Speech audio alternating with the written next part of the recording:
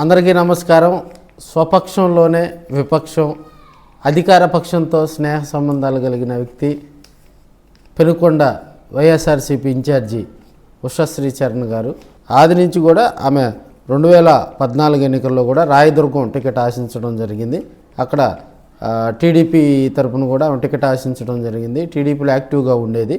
అయితే అక్కడ జరిగిన పరిస్థితుల దృష్ట్యా కూడా ఆమెకు టికెట్ నిరాకరించడంతో 2014 తర్వాత కూడా ఆమె కళ్యాణదుర్గం వైసీపీ ఇన్ఛార్జిగా కూడా తీసుకోవటం, 2019 ఎన్నికల్లో కూడా ఆమెకు అక్కడ ఆశీర్వదించారు ప్రజలు. ఆమె అక్కడ 2019లో కూడా ఎమ్మెల్యేగా గెలుపొందడం జరిగింది. మంత్రిగా కూడా చేయటం, సెకండ్ టర్మ్లో కూడా మంత్రిగా చేయటం, ఆమెకి మంత్రిగా సెకండ్ టర్మ్ చేసిన తర్వాత కూడా అక్కడ కొన్ని ఇబ్బందికర పరిస్థితులు రావడంతో అక్కడ ఉన్నటువంటి ప్రజలందరూ కూడా మళ్ళీ ఆమెను కనుక ఎమ్మెల్యేగా కనుక అక్కడ కంటెస్ట్ చేస్తే వైసీపీ తరఫున ఇక్కడ ఓటమి పాలవుతుందని చెప్పి మండల స్థాయి అదేవిధంగా జిల్లా స్థాయి నాయకులందరూ కూడా ఐప్యాక్ సిఫార్సులు చేయడంతో కూడా ఆమెకు టికెట్ నిరాకరించడం జరిగింది. యూటర్న్ తీసుకుని ఆమె పెనుగొండ నియోజకవర్గానికి రావడం జరిగింది. పెనుగొండలో కూడా ఆమె కంటెస్ట్ చేసి సవిత గారి మీద కూడా ఓటమి పాలవటం జరిగింది.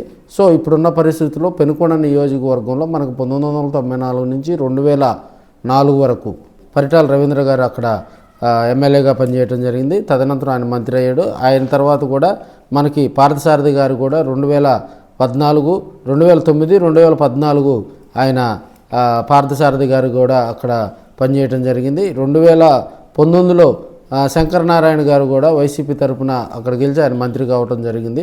2014 ఎన్నికల్లో ఇదే శంకరనారాయణ, పార్థసారథి గారు అక్కడ ఒకళ్ళ మీద ఒకళ్ళు పోటీ చేసి కూడా అక్కడ పార్థసారథి గారు గెలవటం జరిగింది. 2024లో వచ్చేసరికి అక్కడ ఇద్దరు కూడా లేడీస్ మధ్య కూడా టగ్ ఆఫ్ వార్ ఫైట్ జరిగి కూడా ఆమె సవిత గారు 33,000 ఓట్లతో కూడా గెలుపొందడం జరిగింది.